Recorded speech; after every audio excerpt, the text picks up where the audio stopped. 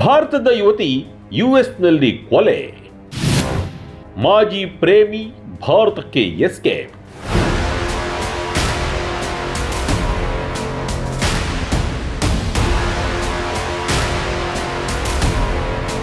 America ಕನಸುಗಳ ನಾಡು. ಸಾವಿರಾರು ಭಾರತೀಯರು ತಮ್ಮ ಭವಿಷ್ಯವನ್ನ ರೂಪಿಸಿಕೊಳ್ಳಲು ಅಲ್ಲಿಗೆ ಹೋಗಿದ್ದಾರೆ. ಲಕ್ಷಾಂತರ ಜನರು ಅಲ್ಲೇ ಸೆಟಲ್ ಆಗಿದ್ದಾರೆ. ಆದರೆ 27 ವರ್ಷದ ಪ್ರತಿಭಾವಂತ ಭಾರತೀಯ ಯುವತಿಗೆ ಅಮೆರಿಕ ಕೊನೆಯ ಸ್ಟಾಪ್ ಆಯಿತು. ಹೊಸ ವರ್ಷದ ಸಂಭ್ರಮದ ನಡುವೆಯೇ ಆಕೆಯ ಬದುಕು ಭೀಕರವಾಗಿ ಅಂತ್ಯವಾಯಿತು. ತನ್ನನ್ನು ಪ್ರೀತಿಸಿದವನೇ ಆಕೆಯ ಜೀವವನ್ನ ಬಲಿ ಪಡೆದನ. ಕೊಲೆ ಮಾಡಿ ಭಾರತಕ್ಕೆ ಪರಾರಿಯಾದನೇ ಮಾಜಿ ಪ್ರೇಮಿ. ಅಮೆರಿಕದಲ್ಲಿ ನಿಖಿತಾ ರಾವ್ ಗೋಡಿಶಾಲಾ ಕೊಲೆ ಪ್ರಕರಣವು ಭಾರತೀಯ ಸಮುದಾಯವನ್ನು ಬೆಚ್ಚಿ ಬೀಳಿಸಿದೆ. ಈ ಪ್ರಕರಣದ ಬಗ್ಗೆ ಇನ್ನಷ್ಟು ವಿವರ ಈ ವಿಡಿಯೋದಲ್ಲಿದೆ. ಡಿಸೆಂಬರ್ 31ರಂದು ನಿಗೂಢ ಘಟನೆ. ಕೊಲೆ ಮಾಡಿದವನೇ ಕಂಪ್ಲೇಂಟ್ ಕೊಟ್ಟ.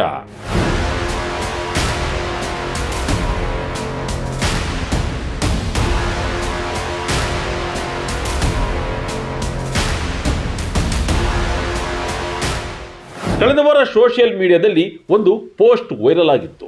ದಯವಿಟ್ಟು ನಿಖಿತಾಳನ್ನು ಹುಡುಕಲು ಸಹಾಯ ಮಾಡಿ ಅನ್ನೋ ಬರಹ ಹೊತ್ತಿದ್ದ ಆ ಪೋಸ್ಟ್ನಲ್ಲಿ 27 ವರ್ಷ ವಯಸ್ಸಿನ ನಿಖಿತಾ ಕಾಣೆಯಾಗಿರುವ ಬಗ್ಗೆ ಗೆಳೆಯರು ಕಳಕಳಿಯ ವಿನಂತಿ ಮಾಡಿಕೊಂಡಿದ್ದರು. ಡಿಸೆಂಬರ್ 31ರ ಹೊಸ ವರ್ಷದ ಸಂಭ್ರಮದ ರಾತ್ರಿಯಿಂದ ನಿಖಿತಾ ಯಾರಿಗೂ ಕಾಣಿಸಿರಲಿಲ್ಲ. ಅದಾಗಿ ಒಂದು ದಿನದ ನಂತರ ಜನವರಿ 2ರಂದು ನಿಖಿತಾಳ ಮಾಜಿ ಪ್ರಿಯಕರ 26 ವರ್ಷ ವಯಸ್ಸಿನ ಅರ್ಜುನ್ ಶರ್ಮಾ ಪೊಲೀಸರ ಬಳಿ ಒಂದು ಕಂಪ್ಲೇಂಟ್ ಕೊಡ್ತಾರೆ. ಅದೇನೆಂದರೆ, ಡಿಸೆಂಬರ್ 31ರಂದು ತನ್ನ ಅಪಾರ್ಟ್ಮೆಂಟ್ನಲ್ಲಿ ನಿಖಿತಾಳನ್ನ ಕೊನೆಯದಾಗಿ ನೋಡಿದ್ದೆ, ಆನಂತರ ಆಕೆ ಕಾಣೆಯಾಗಿದ್ದಾಳೆ ಅನ್ನೋ ಮಾಹಿತಿ ಕೊಟ್ಟು ನಾಪತ್ತೆ ದೂರು ದಾಖಲಿಸ್ತಾನೆ. ಆದರೆ ಈಗ ಪೊಲೀಸರ ಶಂಕಿತ ವ್ಯಕ್ತಿಗಳ ಲಿಸ್ಟ್ನಲ್ಲಿ ಅದೇ ವ್ಯಕ್ತಿ A1 ಆರೋಪಿಯೇ ಬಂದು ದೂರು ಕೊಟ್ಟು ಹೋಗಿದ್ದಾನೆ ಅನ್ನೋದು ಪೊಲೀಸರ ನರೇಶನ್.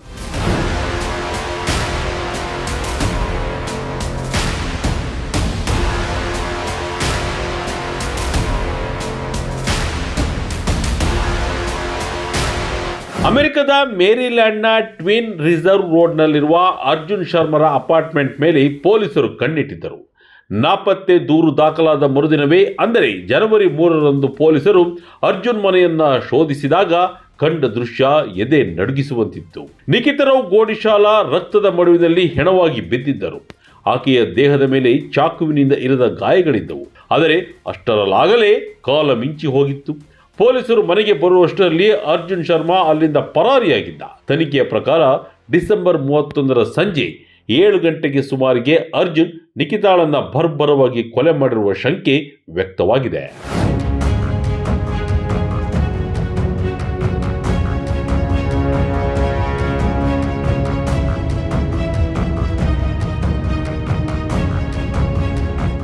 ಇದು ಆವೇಶದಲ್ಲಿ ಅಚಾನಕ್ಕಾಗಿ ನಡೆದ ಕೊಲೆಯಲ್ಲ, ಬದಲಿಗೆ ಇದೊಂದು ಪ್ರೀ ಪ್ಲಾನ್ಡ್ ಮರ್ಡರ್ ಅನ್ನೋದು ಪೊಲೀಸರ ವಾದ. ಅಂದರೆ ನಿಖಿತಾಳನ್ನ ಕೊಂದ ನಂತರ ಅರ್ಜುನ್ ಸಮಾಧಾನವಾಗಿ ಪೊಲೀಸರಿಗೆ ನಾಪತ್ತೆ ದೂರು ನೀಡಿದ್ದಾನೆ. ಪೊಲೀಸರು ಹುಡುಕಾಟ ಆರಂಭಿಸುವ ಮೊದಲೇ ಆತ ಡಲ್ಲಾಸ್ ಅಂತಾರಾಷ್ಟ್ರೀಯ ವಿಮಾನ ನಿಲ್ದಾಣಕ್ಕೆ ತೆರಳಿ ಭಾರತಕ್ಕೆ ಇಳಿಯುವ ವಿಮಾನ ಹತ್ತಿದ್ದಾನೆ. ಹೋವರ್ಡ್ ಕೌಂಟಿ ಪೊಲೀಸ್ ವಕ್ತಾರರು ಇದರ ಬಗ್ಗೆ ಮಾಹಿತಿ ಕೊಟ್ಟಿದ್ದು, ಆತ ಕೊಲೆ ಮಾಡಿದ ತಕ್ಷಣ ದೇಶ ಬಿಟ್ಟು ಓಡಿ ಹೋಗಿರುವುದನ್ನು ನೋಡಿದರೆ ಇದೆಲ್ಲವೂ ಮೊದಲೇ ಪ್ಲಾನ್ ಮಾಡಿದಂತೆ ನಡೆದಿದೆ ಅನಿಸುತ್ತೆ ಎಂದು ಹೇಳಿಕೊಂಡಿದ್ದಾರೆ.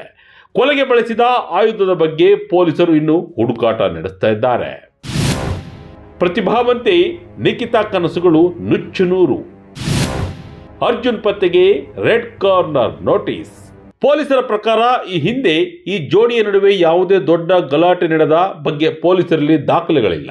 ಬ್ರೇಕಪ್ ಆದ ನಂತರವೂ ಅವರು ಪರಸ್ಪರ ಮಾತನಾಡುತ್ತಿದ್ದರು ಮತ್ತು ಭೇಟಿಯಾಗ್ತಿದ್ರು. ಆದರೆ ನಿಖಿತಾಳ ಗೆಳೆಯರು ಮತ್ತು ಕುಟುಂಬದವರು ಪೊಲೀಸರಿಗೆ ನೀಡಿದ ಮಾಹಿತಿ ಬೇರೆಯೇ ಕತೆ ಹೇಳುತ್ತಿದೆ. ಕೆಲವು ರೆಡ್ ಫ್ಲಾಗ್ಸ್ ಅಂದರೆ ಅಪಾಯದ ಮುನ್ಸೂಚನೆಗಳು ಗೆಳೆಯರೊಂದಿಗೆ ಮೊದಲೇ ತಿಳಿದಿತ್ತು.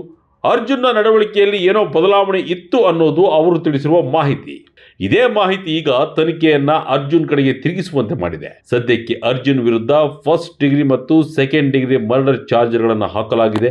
ಅರೆಸ್ಟ್ ವಾರೆಂಟ್ ಹೊರಡಿಸಲಾಗಿದೆ. ಆತನ ಪತ್ತೆಗೆ ನೋಟಿಸ್ ಕೂಡ ಹೊರಡಿಸಲಾಗಿದೆ.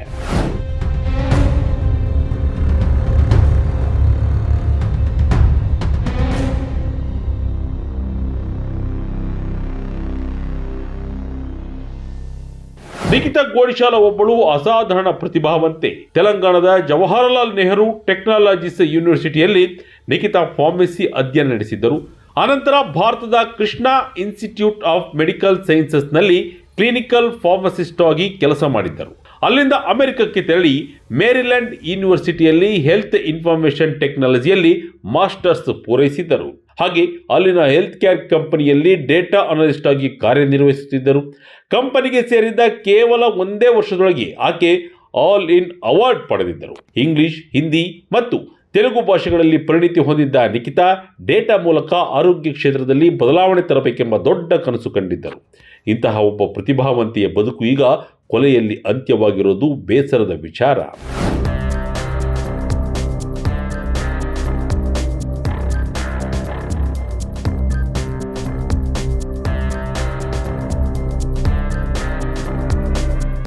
ಸದ್ಯ ಅರ್ಜುನ್ ಶರ್ಮಾ ಭಾರತಕ್ಕೆ ಬಂದಿಳಿದಿದ್ದಾನೆ ಎಂಬ ಶಂಕೆ ಇದೆ. ಆತನನ್ನು ಹಿಡಿಯಲು ಅಮೆರಿಕದ ಫೆಡರಲ್ ಏಜೆನ್ಸಿಗಳು ಕೆಲಸ ಮಾಡುತ್ತಿವೆ. ಶೀಘ್ರದಲ್ಲೇ ಇಂಟರ್ಪೋಲ್ ಮೂಲಕ ರೆಡ್ ಕಾರ್ನರ್ ನೋಟಿಸ್ ಜಾರಿಯಾಗುವ ಸಾಧ್ಯತೆ ಇದೆ. ಭಾರತೀಯ ರಾಯಭಾರ ಕಚೇರಿಯೂ ಸಹ ನಿಖಿತಾ ಕುಟುಂಬಕ್ಕೆ ಸಂಪೂರ್ಣ ಬೆಂಬಲ ಘೋಷಿಸಿದೆ. ಸದ್ಯ ಪೊಲೀಸರ ಶಂಕೆಯ ಪ್ರಕಾರ ಪ್ರೀತಿಯ ವಿಚಾರವೇ ನಿಖಿತಾಳ ಜೀವ ತೆಗೆದಿದೆ.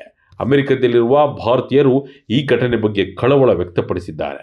ಒಟ್ನಲ್ಲಿ ಸದ್ಯಕ್ಕೆ ಎಲ್ಲಾ ಸಾಕ್ಷ್ಯಗಳು, ಸಂಶಯಗಳು ಅರ್ಜುನ್ ಆರೋಪಿ ಅಂತ ಬೊಟ್ಟು ಮಾಡುತ್ತಿವೆ. ಇತ್ತೀಚಿನ ಮಾಹಿತಿಯ ಪ್ರಕಾರ ಆರೋಪಿ ಅರ್ಜುನ್ನನ್ನ ಇಂಟರ್ಪೋಲ್ ತಮಿಳುನಾಡಿನಲ್ಲಿ ಅರೆಸ್ಟ್ ಮಾಡಿದೆ. ವಿಚಾರಣೆ ಮತ್ತು ಇನ್ನಷ್ಟು ತನಿಖೆಯ ನಂತರ ಸತ್ಯ ಬಯಲಾಗಬೇಕಾಗಿದೆ.